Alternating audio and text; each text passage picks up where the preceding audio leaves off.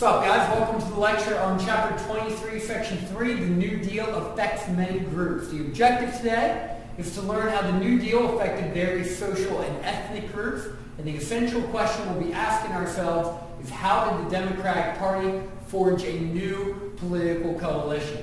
So in 23.1 and 23.2, we've talked a lot about the New Deal and the impact the New Deal had, and all the various legislation that was passed in the first term of FDR's presidency. Now we're going to look in 23.3 in how this legislation affected the different groups of people in the United States. It certainly created new opportunities for women. The first female member of a president's cabinet, Frances Perkins, was the Secretary of Labor. Mary McLeod Bethune was also extremely important, played a large role in FDR's administration. She was a former educator. FDR took a liking to her as a professional and brought her into his administration. And she played a really large role with the National Youth Administration and helping out the children and the high school and college age children and coming up with programs to help educate them. She also helped to organize a black cabinet, which was basically a group of advisors for President Roosevelt that were African American. This is really the first time we see African Americans having a large influence in a president's cabinet. But one problem with FDR, at least with African Americans and civil rights, was his lack of action. Much of FDR's New Deal coalition, which I'll mention at the end of this lecture, which is basically the voting bloc that made up the people that voted for FDR, a huge portion of that was Southern white Democrats. And because of that, FDR did not move as aggressively as maybe he should have on civil rights. He did not help pass a federal anti-lynching law or end the poll tax, and many New Deal programs discriminated against African Americans with lower wages, less relief, and segregation. And once again, this is pretty typical of 1930s society. One thing I want to point out with the progress women made, and then I'll point out with the, how this applies to African Americans, is women began to work a lot more. Their wages went up a bit, but not as much as you would hope. So they didn't make as big of a, advancement in society as you would have hoped at the time. Additionally, women were greatly discriminated against in the workplace. Men who saw women working would become really frustrated with the fact that women were working because they figured in a household the man should work.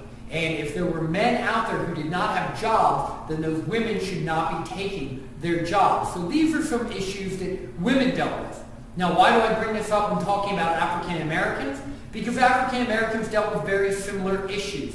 Many whites in the South and even in urban areas were extremely discriminatory against African American workers. And additionally, some of the New Deal programs passed by FDR and Congress were discriminatory against African American workers, not hiring as many of them and succumbing to the social pressures of their area and of their time. But it wasn't just African Americans who saw progress, or not as much as maybe they would hope, during the New Deal. But Mexican Americans and African Americans also saw, let's examine how the New Deal affected them. Now, Mexican Americans received even less aid than African Americans. A huge amount of Mexicans have moved into the United States of America in the southwestern region during the 1920s. And they faced very similar discrimination that women and African Americans did in the workplace. Except for them, it's even worse. They were intentionally excluded because of their lack of permanent address. So there were certain government programs that they couldn't apply for because of their lack of permanent address, even though white migrant farm workers were able to do the same things. We see very clear discrimination with Mexican Americans. And then we have Native Americans. Now, how did the New Deal affect them? It actually really helped Native Americans. So it helped women, although not as much as you would like. It helped African Americans a little bit, not as much as you would like. and it helped Mexican Americans a little bit, but not as much as you would like to see. With Native Americans, it's a bit of a different story. FDR appoints John Collier, who helps create the Indian Reorganization Act of 1934, basically securing Native American lands on different reservations that maybe had been abandoned or weren't being lived on. That land could not be taken and sold.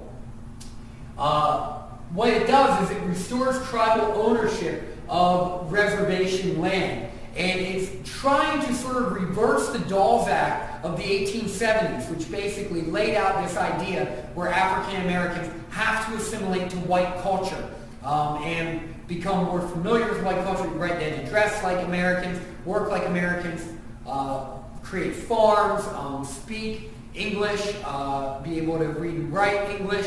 And so all of these things we were forcing Native Americans to do, now we're sort of beginning to reverse that by giving their tribal ownership back. One last thing I want to point out in all of this in 23.3 is that the new support for FDR during this time creates a New Deal coalition in which you have labor unions, people from urban areas, and people from the South, all voting heavily for FDR. Additionally, what becomes strengthened is our labor unions. The CIO, or Congress of Industrial Organizations, is formed. And labor unions had a lot more power during this time, a lot more negotiating power, and because of that, they're able to leverage their power for better working conditions. That's it for 23.3. If you have any questions, please, as always, feel free to ask your history teacher.